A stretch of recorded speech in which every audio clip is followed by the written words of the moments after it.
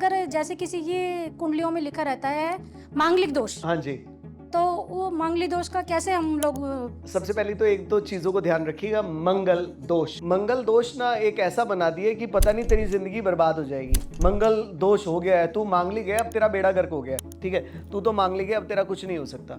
लेकिन मांगलिक होना कोई गुनाह नहीं है। पूरी दुनिया को बता दूं कि मांगलिक होना कोई गुनाह नहीं है, कोई क्रिमिनल एक्टिविटी के अंदर नहीं फंस गए कि तू तो मांगलिक है, अब तू कुछ नहीं कर सकता। क्योंकि कुंडली के अंदर 12 घर होते हैं और 12 घरों में से वैदिक ज्योतिष ये बोलता है कि अगर आपके 12 घरों में से 5 घर के अंदर अगर मंगल बैठा हुआ है, पहले घर के अंदर, चौथे घर के अंदर, 7वें घर के अंदर, 8वें घर के अंदर और 12वें घर के अंदर, अगर इन घरों के अंदर, इन भावों के अंदर अगर आपका मंगल बैठा है तो आप मांगलिक हो।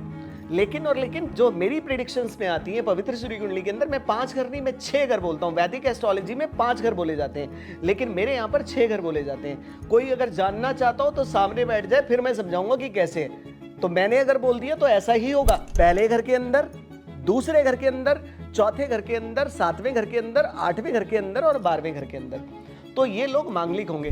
अब अपने आप सोच के बताइए कि 12 घर में से 6 घर के अंदर अगर मंगल बैठा है तो आधी दुनिया तो मांगलिक है यार। ऐसा कुछ भी नहीं है, मांगलिक होना कोई दोष नहीं है। मांगलिक एक अच्छी स्थिति का भी निर्माण करता है। हर घर के अंदर आपकी शादी का बेड़ा गर्क नहीं करता हो, हर घर के अंदर अलग प्रेडिक्शन देता है यार। मंगल अगर ताकतवर है भैया, तो किसी भी घर के अंदर आप बैठ जाओ यार, तो मंगल करता है हमेशा के हमेशा। बट कुछ स्थितियां हैं जहां पर देखना होता है उस चीज को, ठीक है। कई कंडीशन ऐसी होती है कि वो पहले, चौथे, दूसरे, 7वें, 8वें, 12वें घर में भी बैठा हुआ है मंगल, लेकिन वो मांगलिक दोष नहीं होता। एक हफ्ते का कोर्स करके जो आदमी बैठेगा तो वो यही वाली बातें करेगा। कई सारी कंडीशंस होती है जिसके अंदर मंगल का दोष होता ही नहीं है, फिर भी उस आदमी को घसीट के किसी मांगलिक लड़की से शादी करा देते हैं और उसका बेड़ा गर्क कर देते हैं, पारिवारिक जीवन तबाह हो जाता है।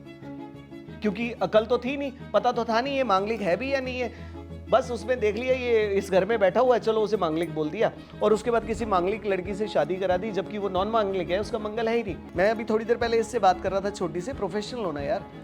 प्रोफेशनल्स आपको गेम जिताते हैं, बाकी कहीं भी चले जाओ गड़बड़ हो जाती है। 1-2 महीने आदि यारी भी की करनी, रोज नवे दी तैयारी भी की करनी, बहुते सज्जन बनाउण दी भी लोड़ नहीं कि एक नाल कट जाती है। एक आदमी को चूज करो, लेकिन बेहतर को चूज करो। शक्ल देख के पता लग जाता है कि बेहतर कौन है। जय माता दी आपको।